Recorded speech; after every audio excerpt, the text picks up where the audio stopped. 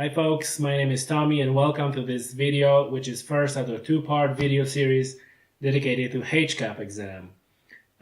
This is the first part dedicated to HCAP MCQ. So since you're watching that video, I presume you're going to be attempting that exam in the near future. So I will give you some idea what to expect, and hopefully you can pick up some tips on how to maximize your chances of passing that exam. So stay tuned. So first of all, HCAP stands for Hunter Certification Assessment Program, and from this year, that's 2019, it is required for all first-time applicants for deer hunting license.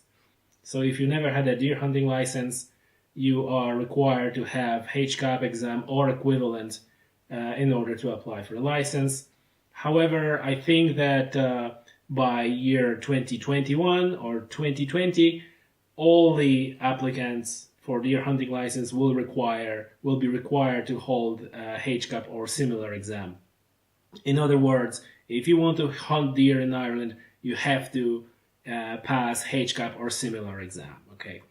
Now the exam consists of two parts. First is theory, MCQ, multiple choice question, and that's the focus on this video. Candidates who are successful after first part will proceed to the second part, which is range test. It's a practical exam, shooting, and that's going to be discussed in the second video in that series.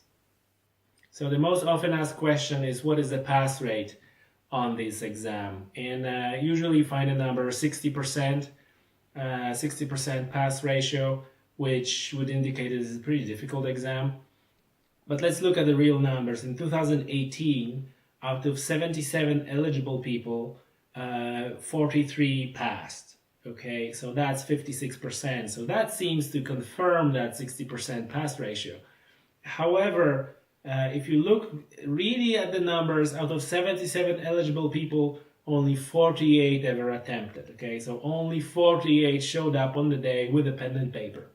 Out of those 48 who showed up on the MCQ, 47 passed. Only one person was unsuccessful. Out of 47 who then proceed to shooting test, the range test, 43 passed. Okay, so in reality it was 48 out of 48, 43 passed, which is 90% pass ratio.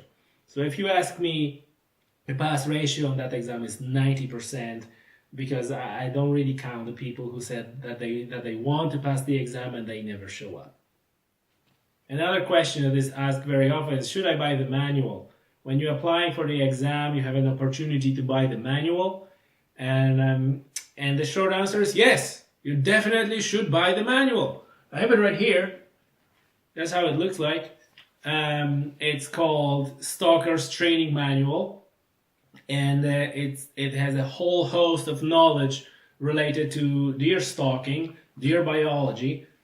Just going through the content is the principles of deer management, when you learn how to assess the population of deer in a given area and how to plan call, basic deer biology.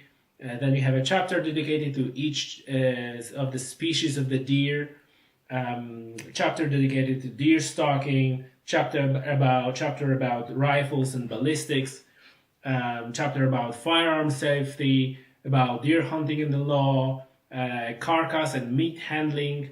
There's a chapter about forestry, and finally a chapter about impacts of deer on nature and conservation of the habitat. So in relation to knowledge and structure of that book, I don't think there is many books on the market that comes close. Surely there is a lot that are talking about America and hunting whitetails and so on. As far as Ireland, I haven't come across anything that comes even close to this one. And if you do know about the book that is as good as or better, please leave a comment, because I might never come across the book that is very good. So another question is, should I attend the workshop? So before the exam, before the MCQ exam, there is a workshop. And it's optional. You might attend that workshop. And people often ask me, should I attend the workshop? in theory, especially if you bought the book, you read the manual, you know everything, you can just show up on the MCQ and you should have no problems in passing the MCQ. However, I would strongly encourage you to attend that workshop. It's probably as important or even more important than the book. Why? Well, firstly, you have an opportunity to ask the clarifying questions. After reading the book, after reading the manual, you might still have some questions. You have an opportunity to ask those questions.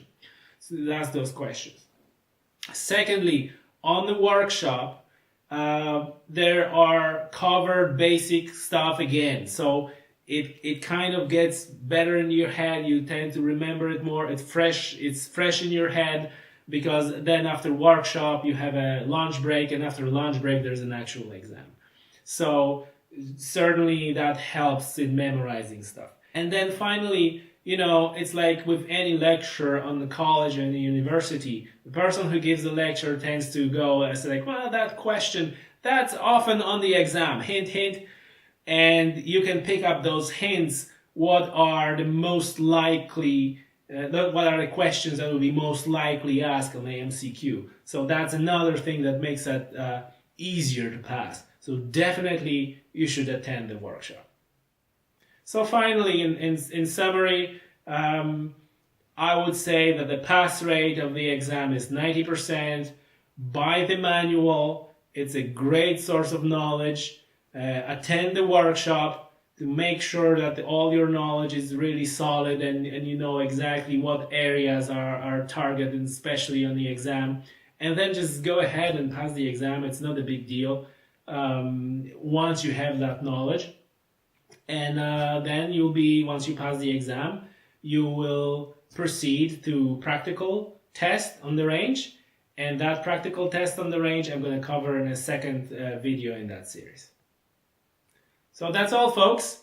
I hope you picked up some useful tips on how to pass the exam, and I wish you good luck.